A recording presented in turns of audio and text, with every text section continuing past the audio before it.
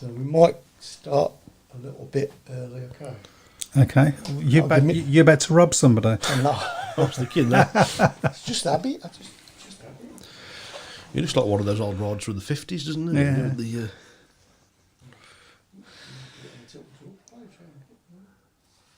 But to be fair, he looks a bit doubtful even with the mask, without the mask. So. Where's your horse? My horse. Your horse. Where's my horse, boy? Get off your milk and drink your horse. Here. What was that? Here, sonny. Are you still there, Anders, or have you gone after this? Oh, Man.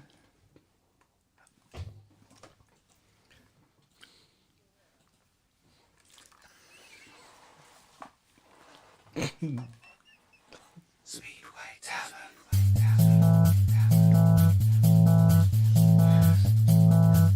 Speedway Tavern.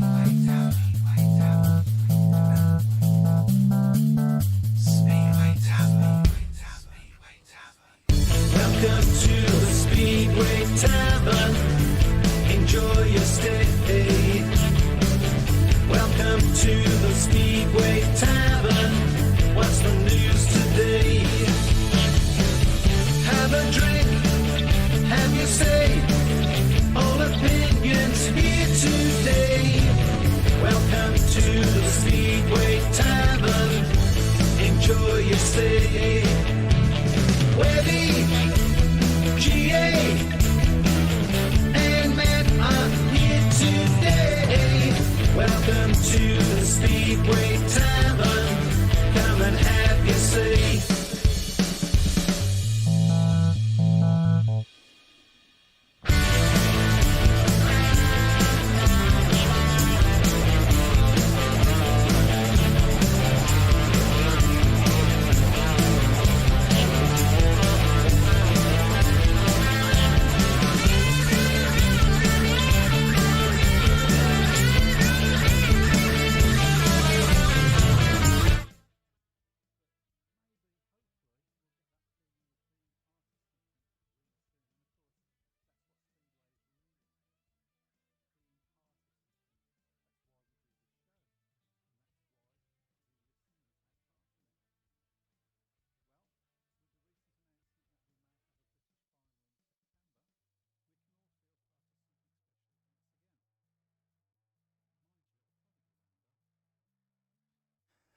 Well, this is the new Speedway.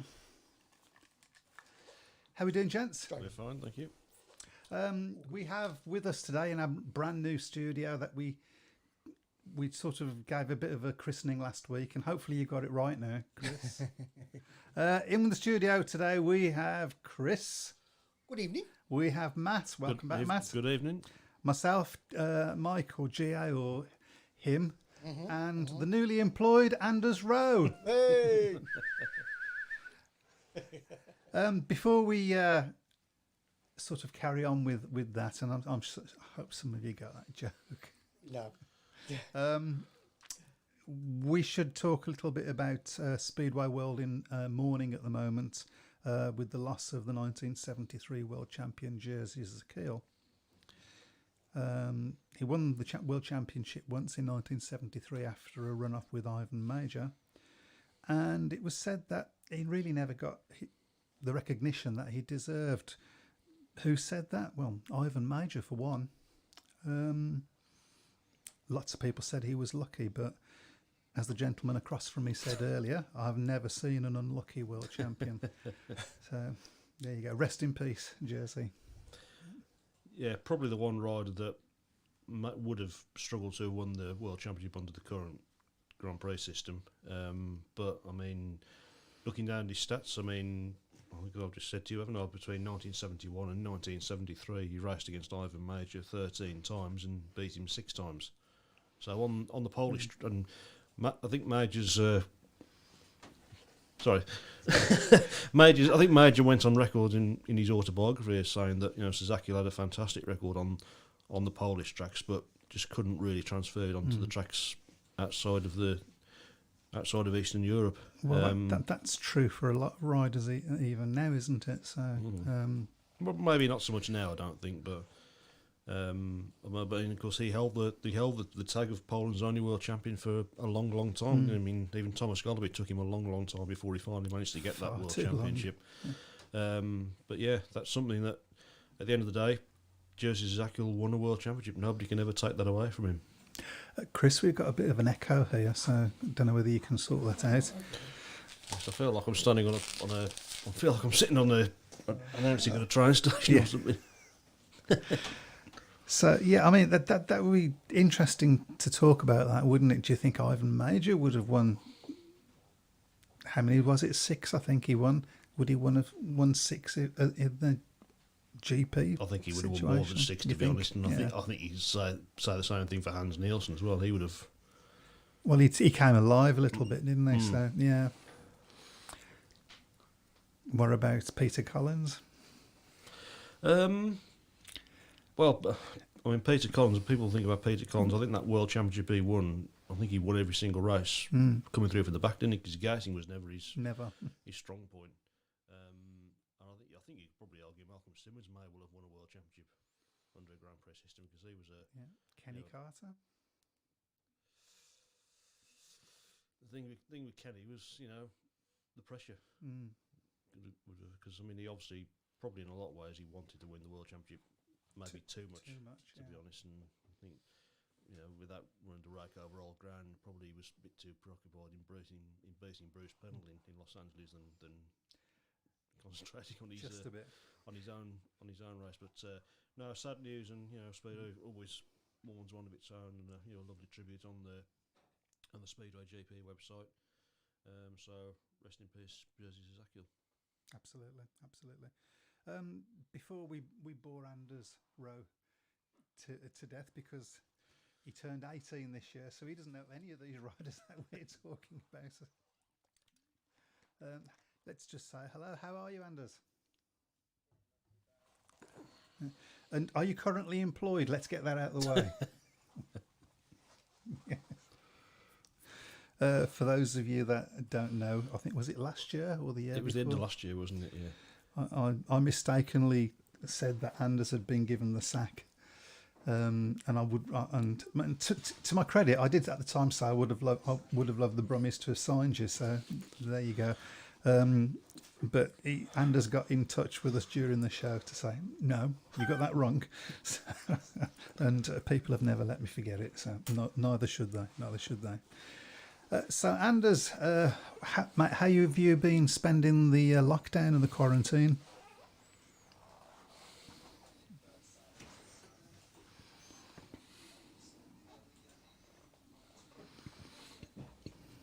Mm-hmm.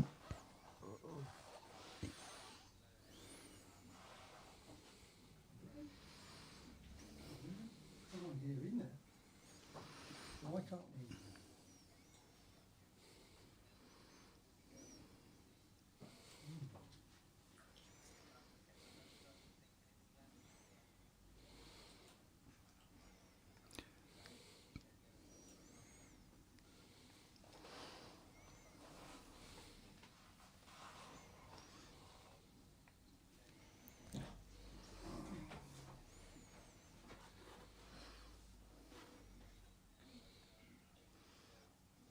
Mm-hmm.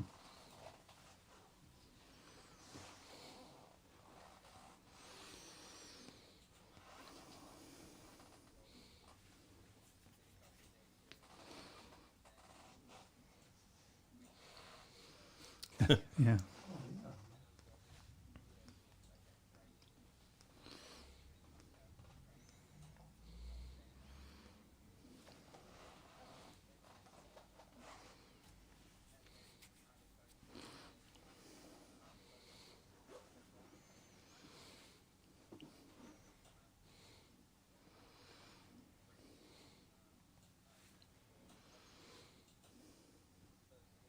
Mm-hmm.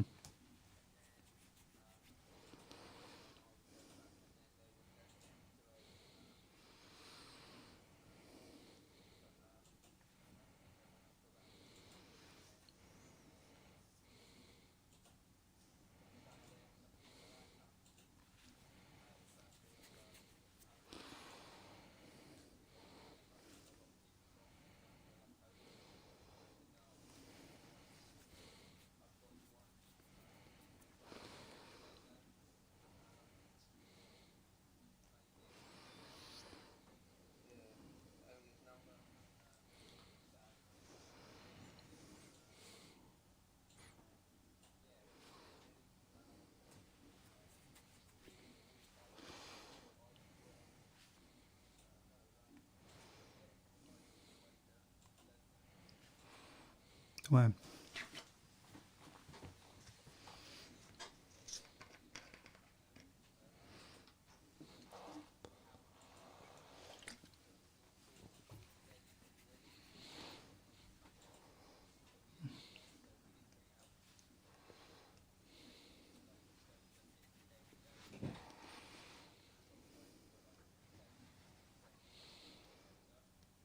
Wow.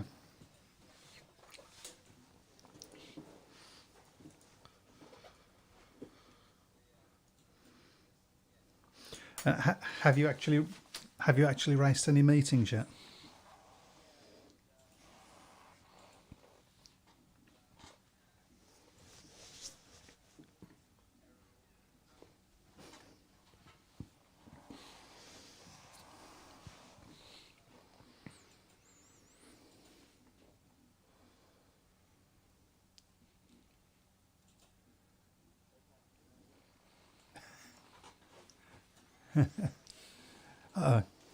Yes, well, we can hear you. Apparently that you can't be heard. No, I know. I don't know. I'm still trying to get through it. Okay. Well, we are recording it, so it's it'll go out on the podcast anyway. But Yeah. if it's not going out live, we apologise to people. It will go out on the podcast. And Webby, sort yourself out, mate. Come on. It's still echoing a little bit in here, whether that's got anything to do with it. So sorry, carry on, Anders. It is being recorded, so you will be heard at some point.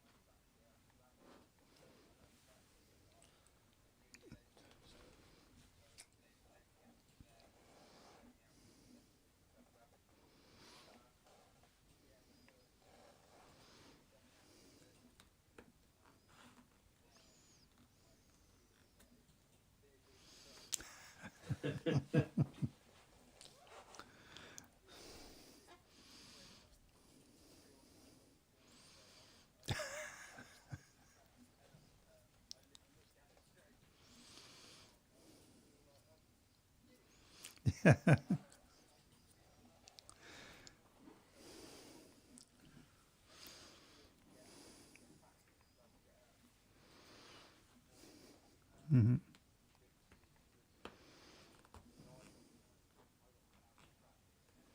I tried one bike and went out. It was okay, and then the day before we were practicing at Ravitch, and I blew one of my engines up, so I had to borrow an engine off Brady Kurtz, and he said I can ride it. So I tried that in the next 2-minute practice, and it felt quicker. Mm-hmm. So for my first race, we went, yeah, we'll ride that one. I come out, I got a third on it, which is pretty good. And sort of I beat an extra league rider in that race, an extra league junior. So I was over the moon. I was thinking, yeah, that's awesome. And then come out for my second ride. I had a puncture. My clutch slipped off a line, and it was slipping the whole way around. And then as I come into the third turn, where the track was so long, my clutch burnt out, and then and I had to pull in. And then my next race, I jumped on my other bike, got onto the start line, green light went on, and it blew up. Oh, nice. And then my next race, I went out and got a puncture. So there wasn't the best. So hopefully you got rid of all your bad luck in the very first meeting. Oh, it carries on from there. It carries on. Do tell. And then that meeting was sort of over. They were happy because I showed good speed and everything, which they were happy with. It was the first meeting I was in was the team we were against. There was 5 extra league riders in the team, and 2 of them were good riders. But but half of them you've never heard of before, which is sort of really weird. Like we got there and I looked in the program, and I knew that I knew one rider, and the rest of them I had no clue who they was. And it's weird because you think you always hear the same ones, and then you never hear of these ones. And I kid you not, some of them are really quick. Like it's crazy. Like you've never heard of them before, and they're quick. And then my second meeting, I think, what was it? Second meeting. Oh, my first home meeting at Ravitch. My 2 engines that I blew up, they've been sent off at this time. I borrowed an engine off. Who was it? Who did I borrow an engine off? Damien Belinsky, which he's been at the club for a while now, and yeah, which is sort of brilliant. And then I did a practice on that one, and I jumped straight on it in the meeting. My first raid I went 0, and then we changed a couple of bits, went second, which was good. And then we did some like extensive practice. We practiced like 2 days on the trot at Ravitch, trying to sort of find me a good setup. Couldn't really get like anything really because the engines weren't for me. Sort of, I like engines that rev really hard, and I couldn't find anything. We tried everything, couldn't find anything sort of that really worked good for me, especially off the start, where I'm so light. I'm 55 kilos, so I've got to have something that can get me off the start. And then my dad's good friends with Jason Doyle, and he has, I think it was 15 engines, and he just bought them all. So he said that he had one for sale, and it will be good for me. And we bought it off him. I went straight into a practice. I did a practice day on it at Legno, and it was brilliant. It was what I've been looking for. What I raced in England, it felt like. And then sort of like it just, my next meet, it was sort of, it's weird because we race on a Saturday at 11 in the morning, which is absolutely alien. Yes. We race at 11 in the morning, and then you've got the Sunday. We wash the bikes when we come back because there's nothing really else to do. We wash the bikes on the Saturday, put them back together on the Sunday. Nothing Monday. Tuesday practice, Wednesday practice, maybe practice Thursday if they want you to, and then clean the bikes ready for the Saturday again. And then I practiced on the Tuesday on it, and had all this whole week to think about, sort of hope that I got my other engines back, and it didn't really happen. So I obviously managed to get this one off Doyley, and jumped on it at my next home meeting at Ravitch. Did the same. I tried the club engine again in my first race, got a 0.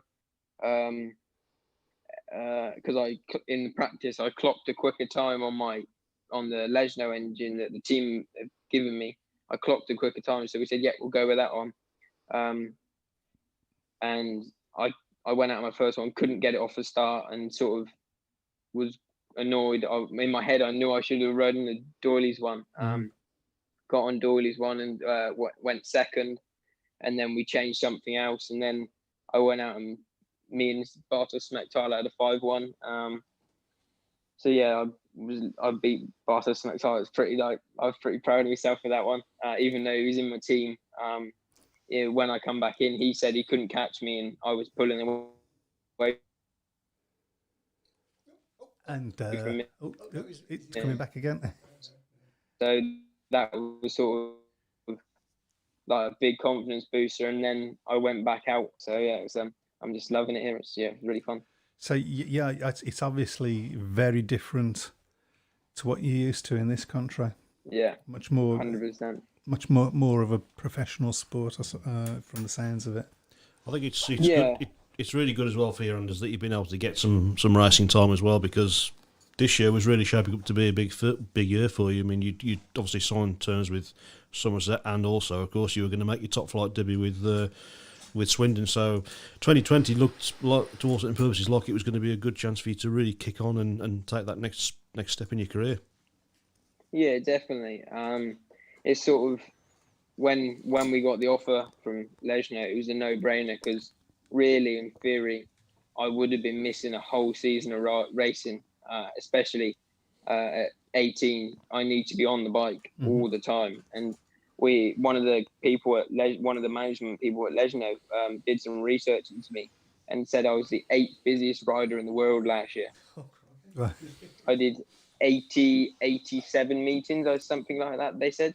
Wow. So, and that was just in the UK. And I'd never even ridden out of the UK from until now. So that's just in National League and Premiership. So I did 87 meetings, which is pretty crazy. Yeah, you earned your money. And what's it like being part of a team of, riders that, you've never heard of before and that you don't know? Have they all welcomed you? How has that been? Yeah, it's been really good. Obviously, like where at the track where my workshop's in Leisner, and all the Leisner riders, except from Pavlicki and Emil, their workshops are all there as well. So there's always riders there, and like there's Smektala, there's Kolodze, there's Keenan Rowe, which is a Aussie lad that's in Rabbit's team, which he's doing the same as me. There's Jamin Lindsay, there's Cabrera, there's Slauderback, there's Damien Belinsky, and yeah, Damien's been awesome to me. He knew what he's seen. I was struggling, and he gave me an engine to use. So yeah, most riders would not do no riders would do that normally. Like give you an engine. So it's like yeah, it's really good here, and like anything that you need help with. Obviously we didn't know where to get any like parts because I broke in practice as well. I broke a back end. I had a puncture and we didn't know where to get any parts from, so we ordered it with some of the riders that order parts from Leisner, and it's just helping. Like if it wasn't for them, we wouldn't know where to buy anything. It just it's crazy how much it actually helps you. And aside from the Speedway, how's life for you in Poland itself? Yeah, it's good. I like it. It's definitely different. Obviously, you've not got you're not at home where like it's an apartment. It's a really nice apartment and everything. But it's not home.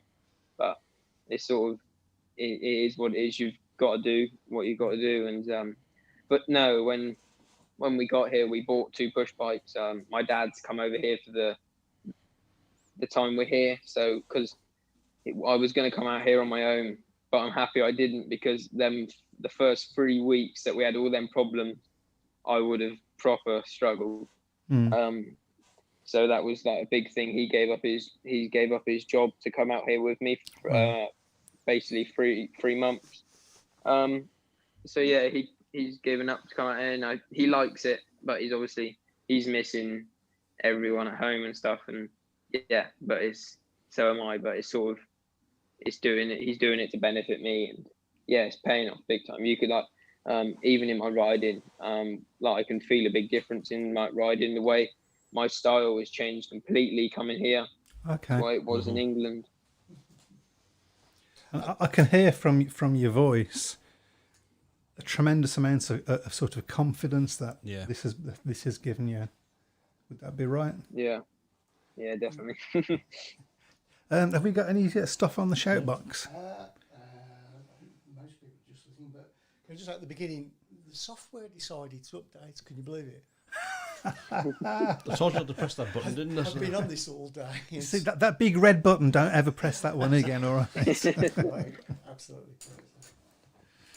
Well, okay. Have we got any questions? Well, Jim says, thank you, Specsavers. I can hear now. And I can't get to the other comments now because they've disappeared. Okay, well, we will plod along. I would imagine, Anders, I mean, you spoke about the sheer size of that one track, and it really impressed you. I would imagine you're using gearings on your bike that you've never seen before in England.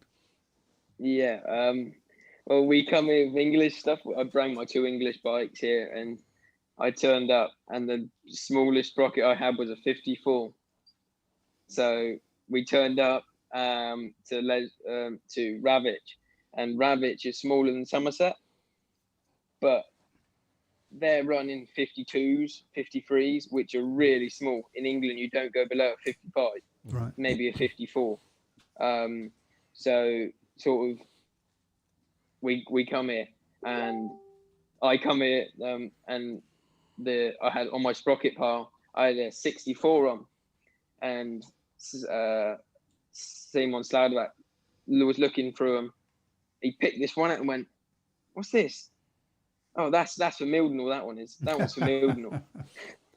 And he couldn't believe how big they were. So he lent me some sprockets to use, which go down to 48, which is like crazy. So yeah, it's just sort of, it's another that he helped me out there again. If not, I would have had to buy them. And yeah. And I guess the upshot of those smaller sprockets is 2 things, I guess. I mean, obviously, you're going to be travelling faster than you have done before on that bike. And I imagine it's all then about building momentum up much more as you go around. Yeah. Yeah, it's weird because sort of in England, you use big sprockets, and with my weight and the starts are grippy and stuff, I can get off a line awesome. My gain's pretty good. But here the starts are slick, and you're running on a smaller sprocket, so you've got to like rev the bike on the rev limiter, and then drop the clutch, and then it sort of dies and then builds back up again. Obviously, it's quite hard with me being so light. In my head in England, I normally don't use very much throttle, and it normally gets you off the start. Right. Yeah. But here, where there's such a small sprocket, you've got to rev it just to get it moving, which is, I've had to learn all of that. I've had to move my body back I've had to change my whole body position on the start to get me off the starts. And it's just sort of, it's learning that you can't just do that like in one practice. You've got to repeat it over and over and over and over again. Yeah, because it's getting rid of old habits, isn't it? Yeah, definitely. And obviously, me being me, I like to do like I mean, when I come here, I was in my comfort zone of my English style, which is up the front of the bike, down the straight, up the front of it. And I did the first practice, and they went, "You need to sit back. You need to sit back, and you'll be flying." I sat back, and it was brilliant. And then I can't get off the back of the seat now. I can't keep forward. I'm always on the back of it. So, well, even coming in the corners, I'm right over the left of it and on the back of the seat. And it's, but like you said, you've got to keep it in momentum. If you pull a locker, you would have lost like maybe 3 or 4 bike lengths. And that's like, to get it back going again, it's just crazy. It's hard to explain. Yeah, I mean, I imagine it's a little bit like going up a hill when you've got the wrong gear in your car. Just a bit, yeah. Yeah. Well, we've all done that, haven't we? So. Yes. You more than most, I understand. Yes, yes, probably, yes. I mean, obviously another thing, Anders, of course, I mean, I think you got a few appearances for the GP squad last year as well. So, of course, the under-21s, of course, going over to Denmark at the weekend. So I'm sure you'll be keeping a close tabs on that. But I mean, how are you finding the GB setup at the moment? Because there's a lot of investment, and a lot of work gone into it in the last couple of years. Yeah, it's brilliant.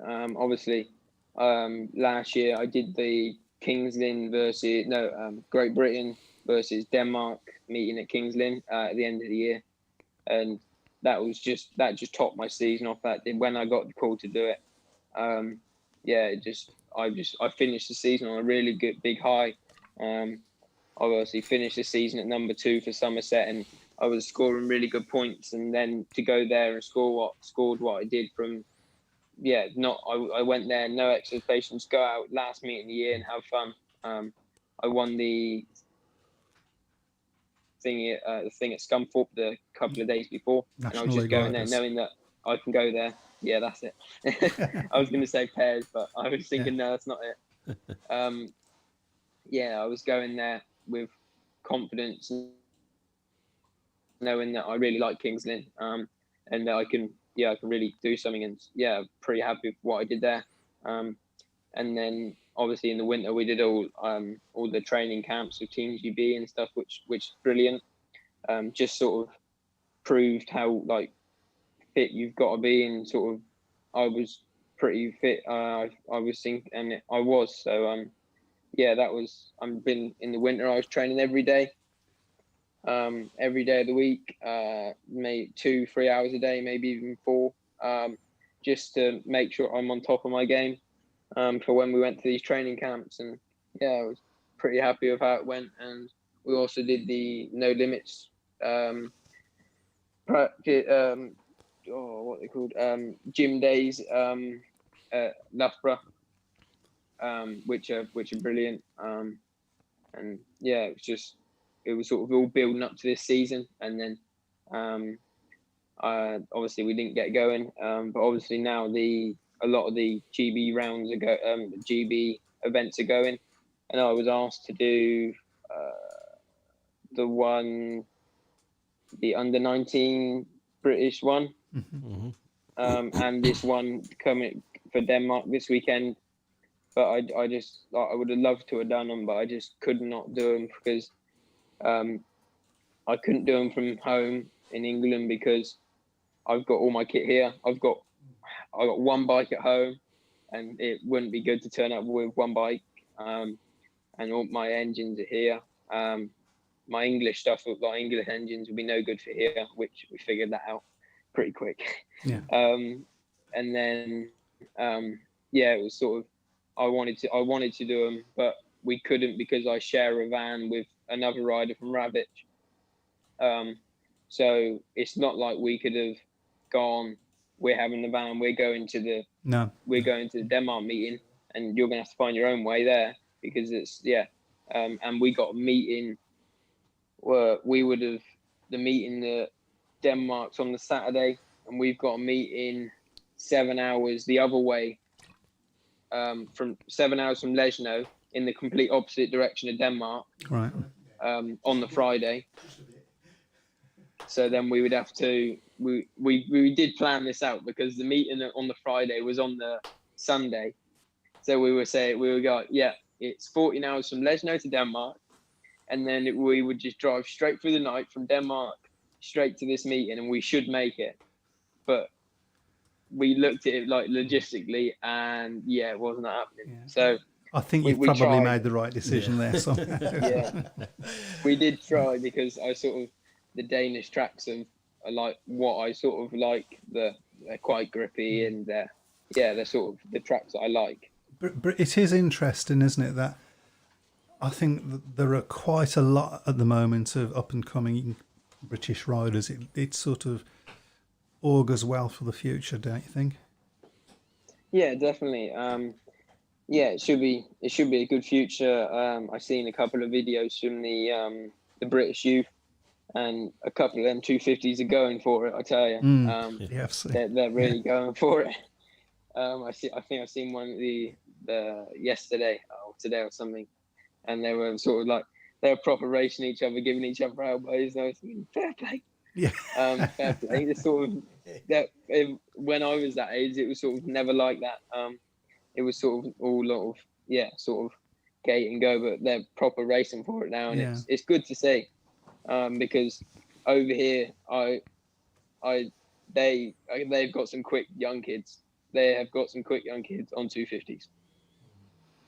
Yeah. Lesno have got a good band of young kids coming through, and on a Monday they've been on school holiday at home because of COVID and stuff, and every Monday they're at Lesno from 4 till 7, and then they practice at Ravitch with us on the Wednesday and the Thursday, and then they help us, like they're always with us. There's a big workshop at Lesno for their bikes and stuff. They wash with us and help us and stuff. and on a Monday we come down and sort of watch and sort of help them sort of like with bits and bobs, Right. like pushing them off and stuff, because Lesno provide all the bikes for them, and This is what we've got to There is compete some- with. This is Absolutely. what we've got to They compete with. are crazy. There's a 9-year-old kid. He's on a 500 and he's quick. He's really quick. There's 250. There's a 250 rider.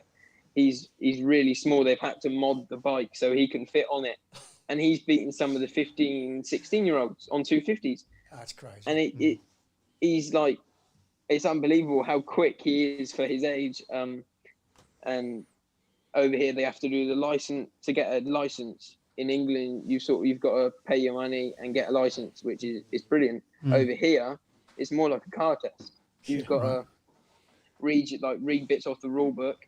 You've got to do. I was asking him the other day. You got to do 4 races, and you cannot have engine failures. You cannot fall off. It doesn't matter what place you come, as long as you finish the race Wow. and you're competent on the bike, you get a license. That's crazy. Which it is good, because you can like, it's good to see they're doing that system here, because you don't have any old person coming in at, say, like National League level, not knowing how to lay a bike down, not knowing how to turn a bike. So yeah. Anders, But- we've got a few questions for you. First Yeah. one from Craig Smee. He says, Anders, what have you learnt in Poland? Do you think it will improve you massively when you race in the UK again? And do you think you are a better rider now as a result? Yeah, I've learned loads. It feels like I've learned a whole new style of riding, just from doing laps. Even at my home track, Ravitch, it's smaller than some of the tracks in the UK, but you ride it totally different. You're on the back of the seat, arms locked straight until you tip into the corner, and they're not. I wouldn't say some tracks over here are really smooth, and some are quite rough. So sort of the rough ones, I'm loving the rough. Every bump that I see, I'm hitting it, and because it just sort of helps you sort of like with a bit of drive, because the tracks are quite slick. But yeah, I've learned a totally different riding style. Even to do with like how much I push on my right leg, and like taking my right leg off the foot peg coming out the turns sometimes. What else? Even like dropping like tire pressures and stuff, just to get a bit more extra grip and setting the bike up differently to what I would the UK. Yes, really, I've learned loads. Another question here. This one's from, I'm going to try, Watch Tech. It's a pity the Sounds like season's a voice, so doesn't it? short. Yeah, might be. It's a pity the season's so short. Polish Division 2 is already halfway through its campaign. Any prospects for Anders to get some additional racing this season? Yeah, it's sort of the second division. I think it's 10 meetings. It's 10 meetings, but it's not like one after the other. They're spread out in this COVID situation. They're spread out one every like weekend, but every Saturday or Sunday, so they don't clash with the Lesno meetings, which is good, obviously, because most of the people that come to work do the track at Ravitch do Lesno. So it's sort of, they've got to work around that, and it's 10 meetings, which doesn't seem a lot compared to my 87 or 88, whatever I did last year. But if I didn't do this, I wouldn't have. I would have done a couple of GB matches, and that's it. But I wouldn't be doing the practicing I'm doing here now. We're practicing 2-3 times a week, so it's just, yeah. Even the practicing, even if I didn't race here, even the practicing's making me a better rider. But yeah, I mean, I think we've got another 6 meetings left, which is, yeah, it should be good. I think that's the big advantage really with Poland, isn't it? Because they've got more access to tracks to be able to practice than they have in the UK, which I think it's a frustration for a lot of British riders that they can't really get the track time in the UK to practice because we're all sort of bound by regulations to when people can and can't get on the track, unfortunately. So that's that's got to be an advantage that yourself and maybe some other riders will be looking at taking advantage of this if having listened to what you said, Anders. Yeah, definitely. It's sort of, but it's over here. It's so tough to get in. Sort of, I'm not lucky. It's sort of, I ride for Swindon and I've been good friends with Roscoe and my dad. And as soon as the opportunity come up, it's like, yeah, do you want to do it? Yeah, 100%. I'm in, because we knew how big of an opportunity it would be for me. And obviously, I've signed a 3-year deal with Uni Legno. So as soon as I'm good enough to ride in the extra league, and obviously that's maybe 2-3 years time, I'm hoping the same as sort of they've set me on a plan like Jamie Lindsay's done. He done 2 seasons at Ravitch, and then his 3rd year he's racing for Uni Legno and he's killing it. I'm not sure whether Simon's agreeing with your last comment, but he asks, how more professional are the Polish youngsters to the riders in the UK? I know we touched on this earlier, didn't we? I don't know. They've got big vans. I can tell you that. It's all about the big van. No, it's sort of. I would say it's just as professional as maybe the youngsters, but obviously the youngsters here are watching every week. You're the best riders in the world, and they're mixing in with the best riders in the world. Like you're getting the juniors that are riding on a Monday. They're down every day. They're not score every time. Say they finish score at 3:00 by 3:30. They're at the stadium, helping someone do something, even helping wash stuff, walking to go and hang your bike covers up. They're always there watching, milling around, being like being helpful. And you can tell just by that even though they may not be doing much, their eyes are always doing something, and they're always learning. They're learning different things off different riders, which is a big thing. In the UK, you do your meeting, you put your bikes in your van, and you go back to your house, for instance, wash your bikes, get ready for the next meeting. Where here, you do your meeting, you go back to the track, to your workshops, and there's loads of different riders. There's different people, sort of. Yeah, there's always different people there doing stuff, and they're always sort of watching you. Stephen Finley says he's loving your positivity, and he says, sorry late to join, so sorry if you have discussed this already, but noticed Dilger took your place last weekend. Are you under pressure already? No, we had when we did the deal, it was I had to miss 1 meeting out of the 10 meetings, because now Uni Legno are in the playoffs. Smettala, Jamond and Simon Staudovac are not allowed to race for Ravitch because in case they get injured. So I had to miss 1 meeting for Max Dilger to come in. So he can, so he can get named in, like ridden in the lineup to be put in for the next meeting.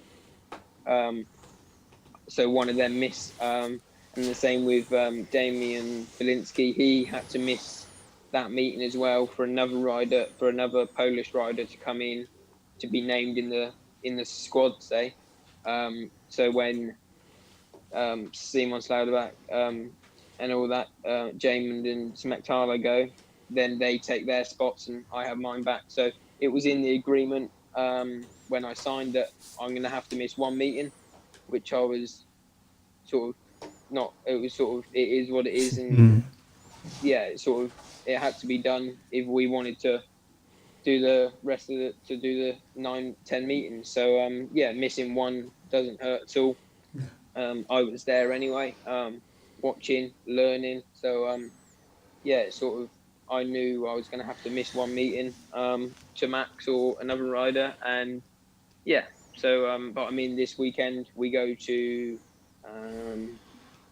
some trail, I don't know what it's called, but that is it's good. 7 hours, 7 hours, some other place, some other way. and apparently it's even bigger than the first track I went to. So, yeah. I'm getting the sense that all the Poland's learning curve. quite a big country. I mean, we don't really understand. No, and all I've seen is tolls, Right. toll bridges everywhere. Every like, if you go out to Lejno, the 20 minutes down the road, there's a toll bridge. There's a toll bridge. There's a toll bridge Wow. everywhere. But it's sort of even like just traveling, like it feels like you're in a van for so much longer, but you're doing this, like going to Glasgow feels easy. Right. Like Swindon to Glasgow. Swindon to Glasgow feels like a breeze, easy. That's never Where been here, said before. it feels like it never ends. It just feels like you're on the same road the whole way. I think that's why so many Australian riders ride for Scottish teams, by the way, because the distance doesn't worry them, because the distances they have to travel in Australia are And ridiculous. Simon's just said, how can the UK compete with this? Well, the short answer is we can't at the moment. At the moment, no. At the moment, you can't. If you Lejno now, and I'm not sure about other clubs, but if you wanted to, you can ride every day of the week. You can ride Monday, Tuesday, every day. There's like, you'll turn up one day without anyone knowing, and one random rider will be riding. Just any old rider will be practicing. I think it's the difference between Speedway in this country is sort of a secret sport.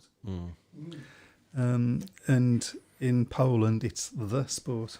Well, it's their top sport, isn't it? So it has been for many years. That's the difference, isn't it? Yeah. I mean, they still quite like the football. Is it just that Polish people like sport? Yeah, but it's Poland. Yeah. I mean, Yeah. what can I say? I mean, Speedway is. I mean, it's like they play football in New Zealand, but rugby is the thing. Yep. You know, they play football in Australia, but cricket's the thing, and rugby as well, I suppose. And Australian rules. I think Australian Yep. Aussie rules. Yep. In this country, football's king. Yeah. We understand that. I understand. Had it not been for, I hope I get this right. I hope you don't. Rowe. Right? Just ask. Okay, I understand it. Had it not been for Rowic this year, Anders would be forced to sit out 2020. Does he think he will be able to resume his career after missing a whole year? Well, he hasn't missed a year, though, has he? I'm asking the question. Should have read that really before. Yeah. I can answer that one. Yeah, with obviously, if I didn't come to Ravic this year, with Lejno or anything, I had another team that wanted me in Poland anyway. So if I didn't get signed by Lejno, I would have had that other team. But yeah, I'm well happy I signed with Lejno there. They're brilliant. So, I mean, it's a great situation that you're in. Why is it always proven difficult for British riders to get into Poland? It is like, even the first 3 weeks, if every Brit's first 3 weeks are like mine, then I'm not surprised. It was just crazy. Like you get there. We off the flight. We went and met the owner of Lejno and everything. And then they dropped us off at our apartment. And then we sort of got our bearings, found the track. It took us the track's probably a 10-minute walk from us. On push bikes, it's like a 2-minute ride. It took me and my dad about 2 hours just to try and find the track. Right. And the only reason we found the track was we looked up in the sky and there was massive lights, and we went, right, that's got to be either a football stadium or the track. So we're going for that one. And we were walking around this house in the state, and there's like big block of flats for ages, looking for this entrance. And then I think it was one of Brady's mechanics drove past, and always like, right, that's Brady's van, just follow the van. And then we found our way in, and yeah, we found where our bikes was and everything, and it was sort of it's sort of it's difficult. But then when you get used to everything and you sort of get your bearings and everything, it's easy. It's sort of get up every morning, go to the track, do whatever you got to do. Either like tomorrow, I'm going. There's a part shop in Lesno that I'm going to tomorrow morning to sort some bits out for next year on some parts and for England. And then at 4 o'clock, we've got a practice at Lesno ready for the weekend. So try some bits, and then we'll finish the practice and wheel the bikes back down the ramp, straight to the wash bay, wash them, back in the workshop, rebuild them, and go home. Wow. It sounds an easy life. Yeah, It sounds as though you're really enjoying it anyway. That's the most important thing, isn't it? So that's coming over loud and clear. Anders, I've just looked at the time. It's 10 to 9, and we haven't even talked about the GPs yet, which we really should do. But it's been really, really, really interesting listening to the life of a speedway rider in Poland. It's been fantastic. Thank you so much for that, Anders. And no problem. Good luck to you on your adventure.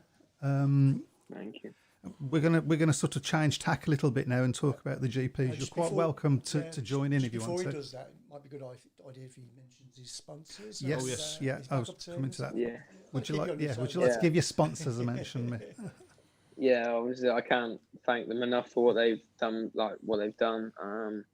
It's sort of when I told a lot of them, they were over the moon for me. And it's sort of they like I said, go out there and have fun and grab the opportunity with both hands. And also I want to thank my family, my mum that's at home, and my whole family really, my sister and everyone that's sort of helped me. Without them it wouldn't be possible, and especially without my dad. If it wasn't for him I wouldn't be here. We wouldn't be here. It wouldn't be as easy, because obviously I would be on my own and everything. But I can't thank them enough, and hopefully I can bring back some big points. Absolutely. Well, as I say, thanks so much for coming on. And if you want to carry on and while we're talking about the GPs and put your tuppence worth in, you're more than welcome. We talking about tyres? We might well be talking about tyres. Have you got any inside information about these newfangled tyres? Tried to get some, couldn't get any. There was a deadline or something, wasn't there? I think so. Well, that's for the GP riders. We're watching. We can't get any English commentary on the Polish TV, so we're learning Polish. Okay. But yeah, it's sort of when we were watching the first GP, there was a couple of riders. Obviously, Laguta was fast, and so was Magic, and then they obviously got the top two podium, and they were on it, but also other riders were on them as well. You had Everson on them and a couple of other riders, and they didn't get on the podiums, and but obviously the second day, I don't think it really mattered what tyres you had on. That was going to be my next question. Magic was quick, but then look at what's his name? Gleb Chuganov. He had Midas on, and he was quick. He impressed me. He was impressive. Same. I think if he didn't lift in that last one, he would have definitely been in the semi-finals. Yes, absolutely. He would have definitely probably been in the final as well, if I'm honest. But yeah, you sort of, I don't think it really mattered what tyre you had on in that day. If you made the start and had a quick engine, you were away. Just look at Ty. He was on Midas tyres and he made it in the top three. So he was fast, wasn't he? But just couldn't get the start. Especially at the end of the straights. Yeah, wasn't getting out the starts there. Which is something that happened to him a little bit last year as well. But it is a little bit. It's quite unusual. Ty's usually really not one of the fastest. Before, I think looking at him, he looked like he'd been taking gating lessons from Peter Carlson, to be honest, because his gating was never the greatest, to be honest. But I think the other big thing about the GPs over the first two GPs, Anders, and it'd be interesting to get your views on this, was the change to the the point scoring system we're gonna- because yeah. it's not gone down well with a lot of people. Personally, I don't like it. I thought what we they have had a- before we have a was fine. Difference of opinion in the studio because I quite like it, but yeah. What's your opinion? It definitely mixes it up a bit. I think it's if you're a home rider like Ty and Magic and that there and Claire, they've all got the setup, so they go in there knowing that you run this, and this. But then you've also got to think, say Emil Foodenoff, he's ridden there in the league a week before, so he should have the setup as well. But it's most of the riders are in the extra league, so they should all have the setup there and thereabout. But it's, like I think Ty said in one of the interviews, the track's totally different to what it is on a league meeting. So it's it is a fair play. It's a fair like field.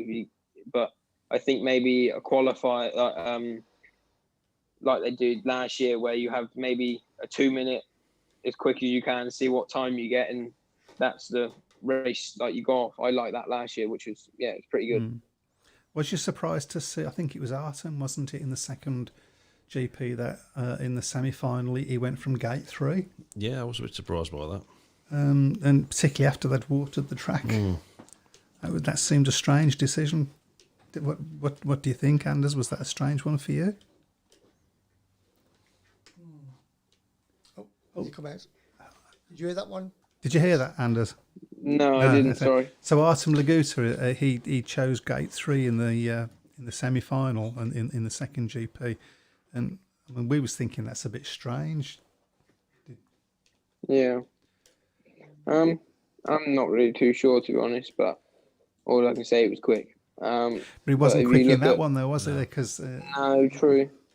Which is I think it's all on preference, really. Maybe I'm not sure. I can't remember.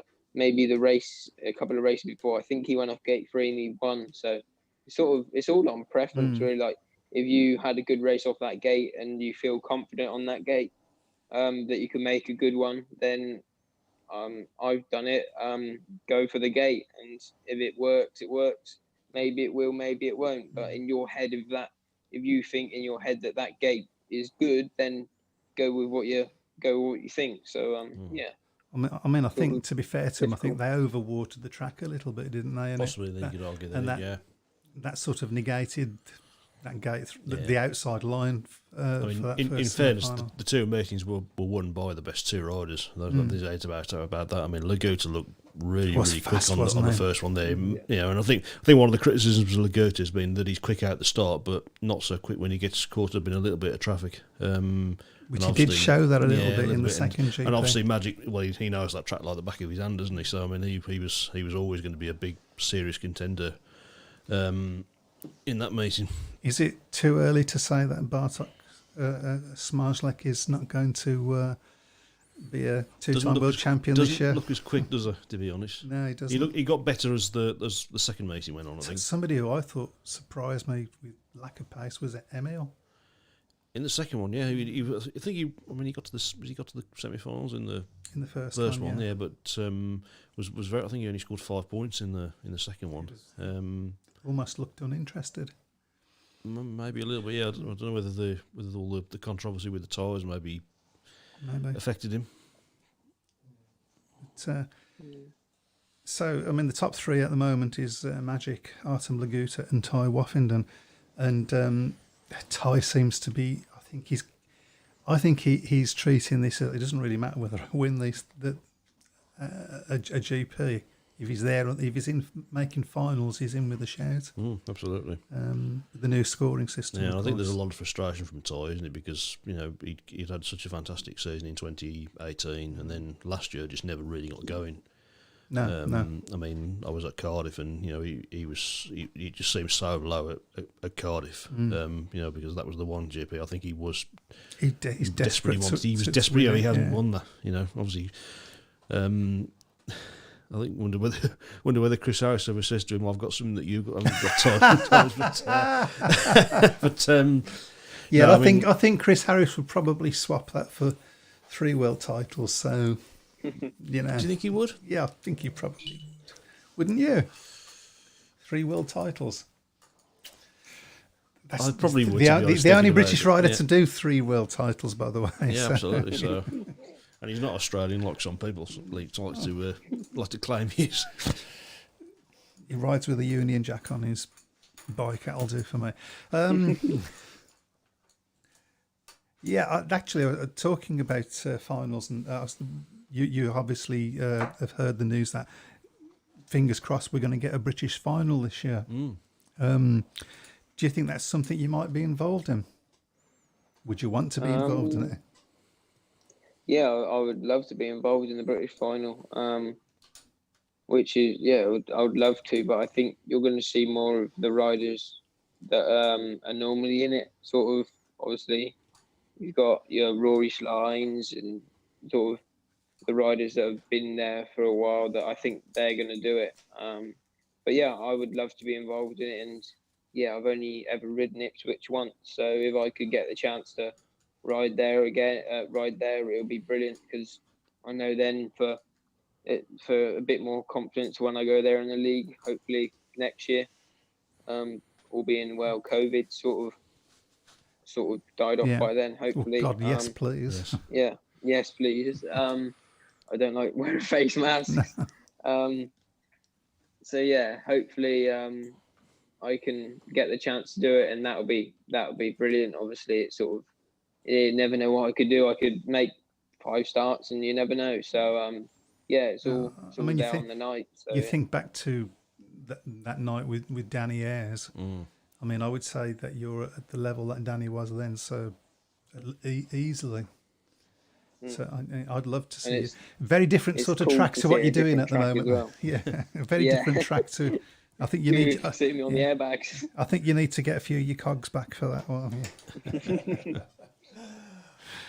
Right. Wow. Okay. That's the time. It sure is. We'll just say very quickly, good luck to the under-21s, of course, on Yes, at the weekend. absolutely. Of course, in the World Championship final. And- Poland and Latvia. Of course, good news that Tom Brennan and Dan Bewley both declared themselves fit as well. So Yes. to arrive. So Yeah. hopefully we can get a third successive season of getting a medal. It'd be nice if we could get the gold one. But, And it's going to be tough, I think. good luck this weekend to this track that you can't pronounce. That's 7 hours away. I did try and find what it's called, but I give up. Yeah, mate. We wish you the best. Thank you. And just keep up the good work, and hopefully we'll have you on the Speedway Tavern again. You have been absolutely brilliant. Oh God, the music started. That means I've got to shut up. That's his way of saying get on with it. Please do. Mate, thanks again. You take care. Thanks, Anders. And ride Thank safely. you. See you soon. Bye. Bye. Good night, all. Good night, everybody. Enjoy your stay. Welcome to the Speedway Tavern. What's the news today? Have a drink, have your say. All opinions here today. Welcome to the Speedway Tavern. Enjoy your stay. Webby, GA, and Matt are here today. Welcome to the Speedway Tavern. Come and